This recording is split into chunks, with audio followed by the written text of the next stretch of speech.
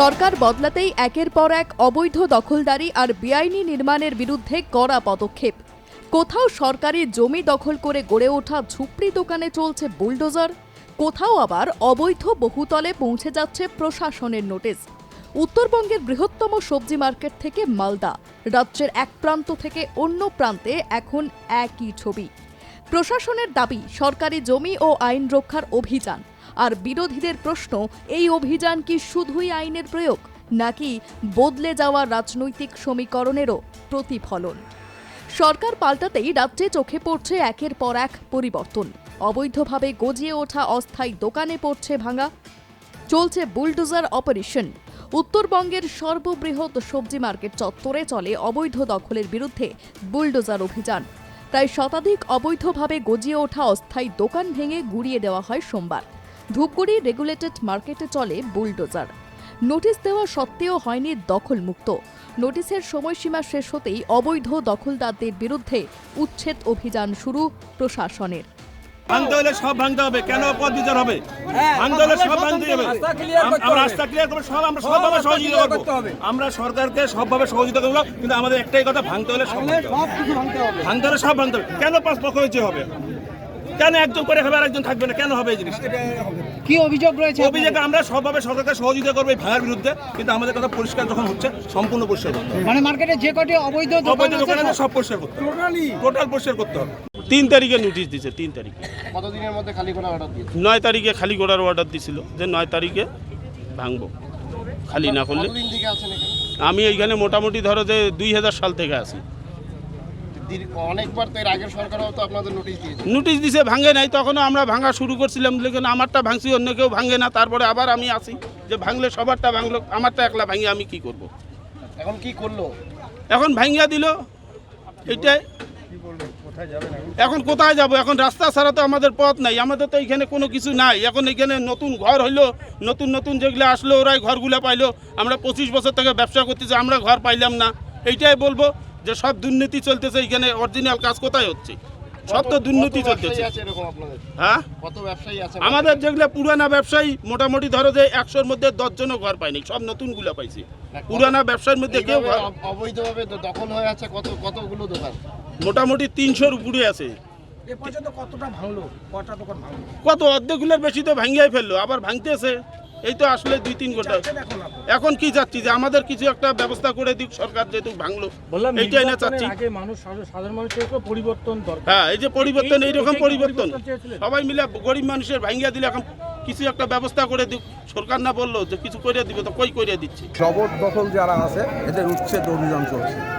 একটা অভিযোগ তো শুনতে পেলাম যে আপনারাই জমি যোগ করে দিয়েছিলেন। না না না না, একে কাউকে কেউ জমি দেয়নি। এগুলো এরা তো বলার সময় মেলা কিছু এখন বলতেই পারে, কেউ কাউকে জমি দেয়নি। এগুলো বছর থেকে এগুলো অকুপাই হয়ে আছে। এটা তো আমার ঠিক আইডিয়া নেই, আমি তো বিভিন্ন জায়গায় ঘুরে বেড়াই। আমাকে তো এই রিসেন্ট এইখানে দায়িত্ব দেওয়া আছে, তাও 7-8 বছর তো বেশি হবে। না না, এটা অনেক 7-8 বছরের বেশি হবে মনে হয়। সে যদি কাউকে দিয়ে থাকে সেটা আমাদের কাছে জানা নেই। একদিকে যখন উত্তরবঙ্গের জলপাইগুড়িতে উঠে এলো বুলডোজার অপারেশনের ছবি, তখন মালদায় উঠে এলো আতঙ্কের ছবি। অবৈধ নির্মাণের বিরুদ্ধে তৎপর প্রশাসন। অবৈধ বিল্ডিংয়ের দিকে দিকে পৌঁছে যাচ্ছে নোটিশ। বিপাকে পড়তে হচ্ছে লিজ নেওয়া ব্যবসায়ীদের। একটা নির্দিষ্ট বড় মাপের টাকা দিয়ে দোকান লিজ নিয়েছেন ব্যবসায়ীরা। প্রত্যেক মাসে ভাড়া বাবদ গুনতে হয় নির্দিষ্ট টাকা। হঠাৎই কার্যত মাথার উপর ভেঙে পড়ল ছাদ। ছেড়ে দিতে হবে ব্যবসা করার সেই জায়গা। হাতে পেলেন সেই নোটিশ। আমরা ডিএস এর কাছ থেকেই নিয়েছি এবং প্রতি মাসে 1000 টাকা ভাড়া দিই। এখন তো নোটিশ দিয়েছে, দোকান ভাঙার ব্যবসা বন্ধের নোটিশ দিয়েছে, দোকান ভাঙার নোটিশ দিয়েছে, কি বলবেন?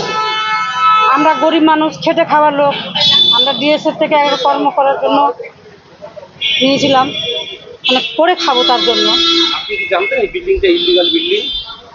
না, আমাদের তো জানা নেই।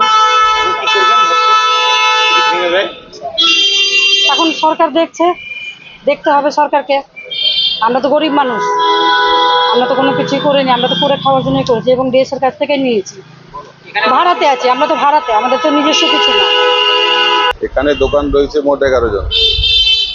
আমরা বিল্ডিংটা লিজ নিয়েছিলাম ডিএস এর কাছ থেকে। এই নোটিশ দিয়েছে, কি নোটিশ দিয়েছে আপনাদেরকে? নোটিশ দিয়েছে বলে বলছে আনলিগাল বিল্ডিং, তো বললাম সেটা তো আমরা বলতে পারবো না, সেটা যার কাছ থেকে নিয়েছি বা যারা বানিয়েছে তাদের কাছে জিজ্ঞাসা করি। আমরা তো ব্যবসা করে এখানে খাচ্ছি। এখন যদি এই বিল্ডিং এর উপর কোপ করে কতজন ব্যবসায়ী ক্ষতিগ্রস্ত হবেন আপনারা? আমরা সবাই এখানে ছোট দোকানদার আছি, সবাই ক্ষতিগ্রস্ত হবে। টোটাল কতগুলো দোকান ঘর আছে এখানে সব মিলিয়ে? সব মিলিয়ে এখানে এই বিল্ডিং এ 11 জন দোকানদার আছে। আপনারা কবে দিলেন নোটিশটা? কালকে পেয়েছি। এখন কি করবেন ভাবছেন? কি করবো, সেটা আমাদের তো কিছু করার নাই, যেটা করবে সেটা যার কাছ থেকে নিয়েছে তারা করবে। আমরা তো তাই জানতাম, আমরা তাই জেনে নিয়েছি। আমাদের কাছে তো ডিড আছে, আমাদেরকে যে থেকে দিয়েছে সেটা ডিড আছে। আমরা প্রত্যেক মাসে ভাড়া দিই, প্রত্যেকটা মাসে আমরা 15,000 টাকা করে যে ভাড়ার রসিদ আছে, আমরা প্রত্যেক মাসে ভাড়া দিই। আর চক্রান্ত আছে না কি আছে এটা তো আমি বলতে পারবো না, কিন্তু এই জিনিসটা যেটাই হচ্ছে আমাদের গরিব মানুষের উপরে রাখি মারা হচ্ছে। কি মনে হয় পলিটিক্যাল লড়াইয়ের মাঝখানে আপনাদেরকে গলির পাঠা করা হচ্ছে? হয়তো এটাই হতে পারে।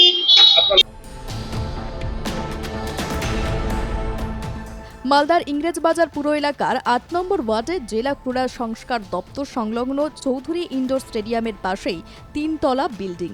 সেই বিল্ডিং অবৈধ বলে দাবি করা হয়, যা ঘিরে শুরু রাজনৈতিক তরজা। গতকাল ভূমি এবং ভূমি সংস্কার দপ্তর থেকে সত্য চৌধুরী ইনডোর স্টেডিয়ামে অবৈধ নির্মাণের উপরে নোটিশ জারি হয়েছে, যেখানে সে বাণিজ্যিকভাবে ব্যবসা করার জন্য বন্ধ করতে বলেছে ভূমি সংস্কার দপ্তর। আমরা ভারতীয় জনতা পার্টি এবং আপামর জনসাধারণ জানতে চাই যে কার নেতৃত্বে এই অবৈধ নির্মাণ হয়েছে। দেখুন, 2022 সালে, শুধু গতকাল না, 2022 সালের একটি কপি রয়েছে আমাদের কাছে। সেখানে পরিষ্কার দেখা যাচ্ছে যে ভূমি সংস্কার দপ্তর 2022 সালে 22/6/2022 নোটিশ জারি করে বলে দেওয়া হয়েছিল ভূমি সংস্কার দপ্তর থেকে যে কোনোভাবে এই নির্মাণ করা যাবে না।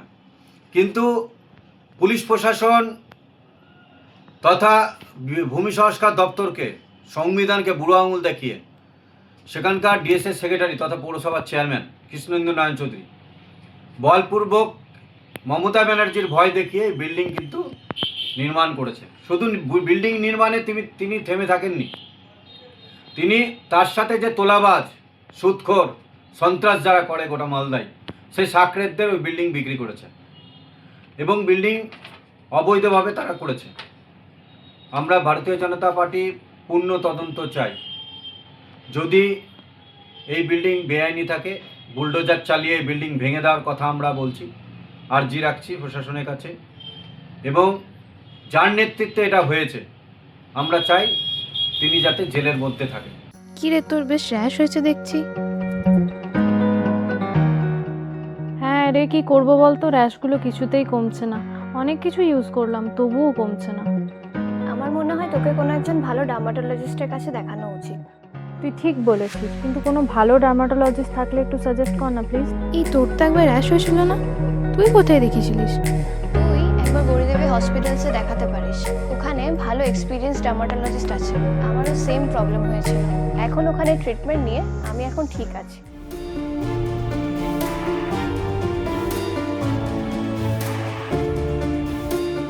গৌরী দেবী হসপিটাল, রাজবাঁধ, দুর্গাপুর। যোগাযোগ 8001003333, 8001113333।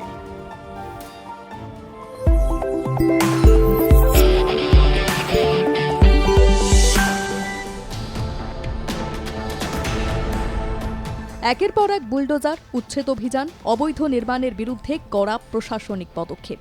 সরকার বদলের পর রাজ্যের বিভিন্ন জেলায় এখন যেন এটাই নতুন ছবি। কোথাও সরকারি জমি দখলমুক্ত করতে ভেঙে ফেলা হচ্ছে অবৈধ দোকান, কোথাও আবার নোটিশ পৌঁছে যাচ্ছে বহুতল নির্মাণে। প্রশাসনের দাবি, আইনের বাইরে কোনো দখল বা নির্মাণ আর বরদাস্ত করা হবে না। তবে প্রশ্ন উঠছে অন্য জায়গায়ও। যারা মোটা টাকা খরচ করে দোকান বা ঘর লিজ নিয়েছেন, তাদের ক্ষতির দায় নেবে কে? অবৈধ নির্মাণের বিরুদ্ধে অভিযানে প্রশাসনের করা অবস্থান যেমন স্পষ্ট, তেমনি ক্ষতিগ্রস্ত ব্যবসায়ীদের ভবিষ্যৎ নিয়েও তৈরি হয়েছে নতুন বিতর্ক। এখন দেখার এই বুলডোজার অভিযান আর কতদূর গড়ায় এবং তার প্রভাব রাজ্যের অন্য জেলাগুলিতেও কতটা পড়ে। জলপাইগুড়ি থেকে সুপ্রিয় বসাক এবং মালদা থেকে বিশ্বজিৎ মণ্ডলের রিপোর্ট আর+ নিউজ।